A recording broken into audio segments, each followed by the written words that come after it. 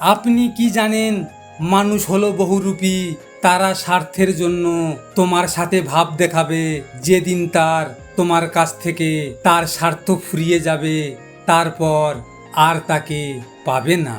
আমার ভাগ্যটা কেমন জানি, যে জিনিস নিয়ে বেশি আগ্রহ দেখাই ওটা আমার ভাগ্যে জুটে না। আমি জানি বাস্তবে তুমি অন্য কারো হবে, কিন্তু কল্পনাতে তুমি সারা জীবন আমার হয়ে থাকবে।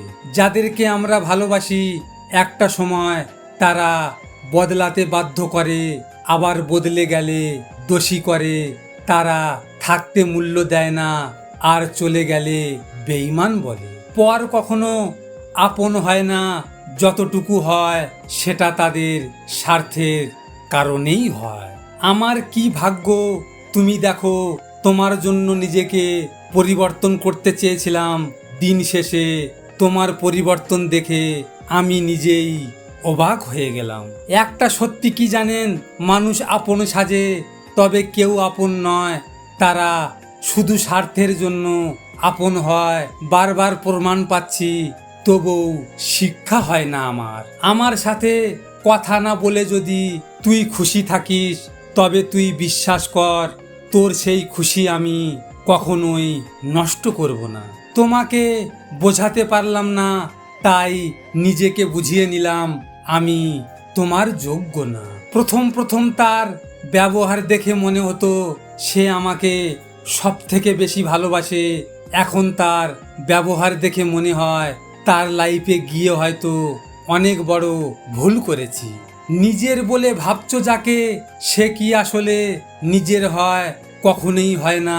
সময় থাকতে বুঝে নিও, এই দুনিয়ায় কেউ কারণ নয়। চেষ্টা তো আমি কম করি নাই মানুষটাকে ধরে রাখার জন্য। কেউ যদি থাকতে না চায়, তাহলে কি আর তাকে ধরে রাখা যায় না। কেউ তোমাকে বুঝতে না পারলে তুমি বদলে যেও না, বরং বুঝে নাও তুমি তার যোগ্য নও। ভেবো না কষ্টে আছি, তুমি তোমার নিজের যত্ন নিও। যে সুখের লাগিয়া তুমি দূরত্ব গড়েছ, সে সুখ যেন তোমার দীর্ঘস্থায়ী হয়। অবহেলিত হতেই হবে যদি তুমি কারো প্রতি অতিরিক্ত আবেগ, ভালোবাসা বা মায়া প্রকাশ করো, কারণ সে জানে পালিত কুত্তা কখনো ছেড়ে যায় না। শুনতে খারাপ লাগলেও এটাই বাস্তব। কেন বদলে গেছি তা জিজ্ঞেস করো না, আগে নিজেকে জিজ্ঞেস করো তুমি আমার সাথে কি করেছো। তুমি বারবার অবহেলা করার পরেও আমি তোমার কাছে ফিরে যেতাম, কিন্তু বিশ্বাস করো শেষের আঘাতটা আর সহ্য করতে পারলাম না। ওই আমার শখের মানুষ, আমি হারিয়ে গেলে আমার গল্পটা পড়ে দেখো, পুরোটা জুড়ে শুধু তুমি ছিলে। আসলেই আমি অনেক ভাগ্যবান, তা না হলে কি আর তোমার মতো একটা ভালোবাসার মানুষ পেতাম, যে ভালোবাসা আমাকে প্রতিটা মুহূর্তে কাঁদায়। লজিক মোটিভেশনের পক্ষ থেকে আমি গোপাল। যদি আপনাদের সাথে এমন ঘটনা ঘটে থাকে, তাহলে মন খারাপ করে থেকো না।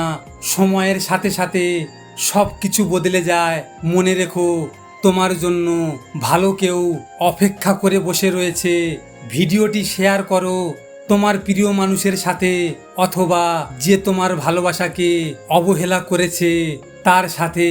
হয়তো এই কথাগুলো তুমি তার সামনে বলতে পারবে না, তাই এই ভিডিওটির মাধ্যমে তুমি তোমার মনের কথাগুলো তাকে জানিয়ে দাও।